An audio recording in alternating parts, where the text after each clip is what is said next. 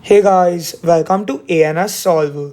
Today we'll be doing the concept of unit interval, which is a subtopic in the chapter of Poisson distribution. Correct? So this concept is really simple, okay, but you need to understand it properly to use it. And this evolves around the concept or the condition that Poisson distribution has a constant average. So we'll be doing two questions so that we are familiar with the concept. Okay, so let's say the first question is, in a certain school, photocopier breakdowns occur randomly and independently on average 8 times. This means 8 times is my lambda. Okay, in a school week from Monday to Friday. So this is basically the defined week. From Monday to Friday is a school week. So we need to find the probability that there will be 5 breakdowns in a week. Okay, so you're in a week basically means from Monday to Friday, where we know that the lambda is 8 and we need the probability of x being equal to 5. Correct? So this is simple, correct? We've done this. We just need to write this as e raised to minus, before that I'll write the formula so that you're 100% sure. The formula is e raised to minus lambda into lambda raised to x over x factorial. So I can write this as e raised to minus 8 into 8 raised to 5 over 5 factorial. Correct? This is what you basically have. This is the unit. So correct, this is simple. So you can basically, solve this on the calci. So you get your answer as 0.0916. Correct? This is what you basically get. Okay. So this was the concept which we learned above also, like, in the previous videos. Now, let's come to the main concept which we learned. Let's say if they ask, what's the probability of one breakdown on Monday? So this is only Monday, only one day. So now I know in a week which consists of 5 days from Monday, correct? Because a week has 5 days, because a school week is basically from Monday to Friday. So I can simply say, okay, in 5 days, the lambda which I had was 8. So I always write time here, I write lambda here. Now, I only need it for one day, which is Monday. So I write simply one day. Correct? So the lambda which I'll have is simply 8 divided by 5 multiplied by 1, which is 8 over 5, which is 1.6. So this is basically my new lambda. Now I need the probability of one breakdown. So that's the probability of x being equal to 1. So I know the formula is e raised to minus lambda into lambda raised to x over x factorial. So I can write this as e raised to minus 1.6 into 1.6 raised to 1 divided by, I can do 1 factorial. Correct? So when I do that, I get my answer basically as 0.323. So in this question, you saw how I converted the lambda into the appropriate unit interval. Correct? Because here I had the lambda for 5 days. But here I was asked only for one day, which is a Monday. Correct? So this is what you basically need to know. And here don't be tricked. A week will not have 7 days in this case, as a week is defined as from Monday to Friday, which is basically 5 days. Okay, so you need to be very sure of the unit. Correct? Now let's do another example here. Let's say I have 8 breakdowns in a fortnight. A fortnight basically means 2 weeks. Okay, 1 week has 5 days because it's a school week. So 2 weeks will have 10 days. Agreed? That's what I'll basically have. So basically, or the simple way, to form it will be, you can write week here, correct? And you can write lambda here. In 1 week, don't write days actually, write weeks, because for 1 week, the lambda is 8. Correct? Now, a fortnight means 2 weeks. So I write 2. So to calculate the lambda, I simply do 8 into 2, which is 16. Correct? This is what you simply have. So now I need the probability that there are 8 breakdowns. So x equals to 8. So I can simply write this as e raised to minus 16 into 16 raised to 8 divided by I can write 8 factorial. Correct? This is what I basically get.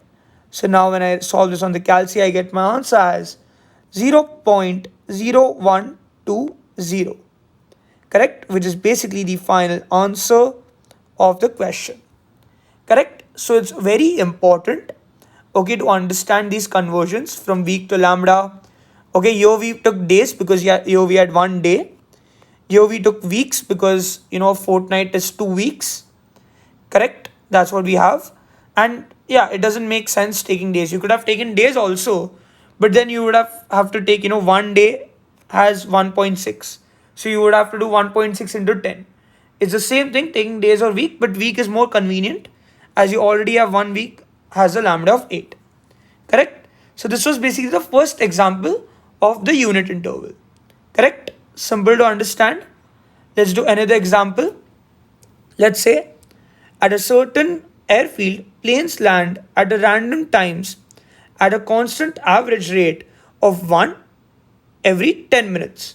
So this 1 is basically my lambda for 10 minutes. You need to see the time interval.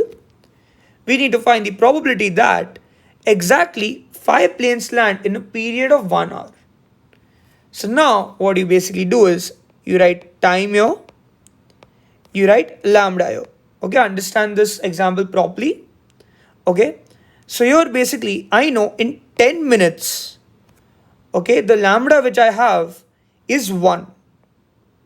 Correct? But note, this is minutes. Here I have hours. So I can't just write hours. I need to convert the hours into minutes. I know 1 hour is 60 minutes. So I simply write 60 minutes. So to calculate the lambda, I simply do 1 over 10 multiplied by 60. I cancel the zeros to get my lambda as 6. Correct? This is the lambda which I basically get. Now I know the formula which I have is e raised to minus lambda into lambda raised to x over I have x factorial. And I need the probability of x being equal to 5 because I need exactly 5. So I can write this as e raised to minus 6 into 6 raised to 5 over 5 factorial. Correct? This is what I basically get. So when I solve this, I get my answer as 0.161. Correct? This is what I basically get as my final answer. So again, you see how we converted the lambda. So you need to see whether the interval is same or not. If it's not, it's simple to convert. Correct? Because it has a constant average rate, which is one of the most important condition of Poisson distribution. Now, we need to calculate the probability that at least 2 planes will land in a period of 16 minutes. So the term at least always corresponds to more than equal to. So I need the probability of x being more than equal to 2. Correct? It should be more than equal to 2. But now, what I do is I write time here, I write lambda here. I know in 10 minutes, the lambda which I had was 1. Here I have 16 minutes.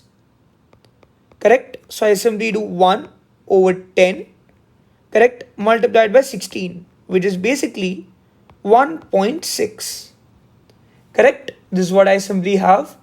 But now I have the lambda with me. Now I need the probability of more than equal to 2. Correct? We know in the previous video we had done more than equal to. This can be written as 1 minus the probability of x which is less than equal to 1. Correct? You're seeing how concepts are combined. That's why, in the past paper questions, there are many concepts combined. Okay, so once we are done with everything, we'll do a lot of past paper questions, okay, in the next videos later. Correct? It's very important. But once you understand these examples, you will be able to solve the past paper questions also. So don't hesitate. Okay, so coming back, here you have 1 minus the probability of x less than equal to 1. So I can write this as 1 minus the probability of x equals to 0 plus the probability of x equal to 1, which can basically be written as 1 minus, probability of x equals to 0 can be written as e raised to minus lambda, which is minus 1.6 plus you can write this as 1.6 into e raised to 1.6. Correct? You can simply write this. So now what you can simply do is you can simply write your answer, okay, finally as 0.475. Correct? You can simply solve this on the calci, or you can do the shift log, you get the summation sign, put the limits as 0 and 1, and simply write e raised to minus 1.6 into 1.6 raised to x over x factorial, which we even did in the previous video, the method. But yeah, you can even solve this directly on the calci because there is nothing much to write. So this is basically the answer. So the most important concept which I wanted to address is basically the unit conversion which you need to do. It's very important to know if your interval is same or no. They have asked this in multiple past paper questions. Correct? So when you practice those, okay, and even if you don't get it, it's fine. We have the video solutions, you can refer to it and understand how the unit is converted. Okay, but it's a very easy concept but an important one. So see you in the next video. Thank you very much for watching.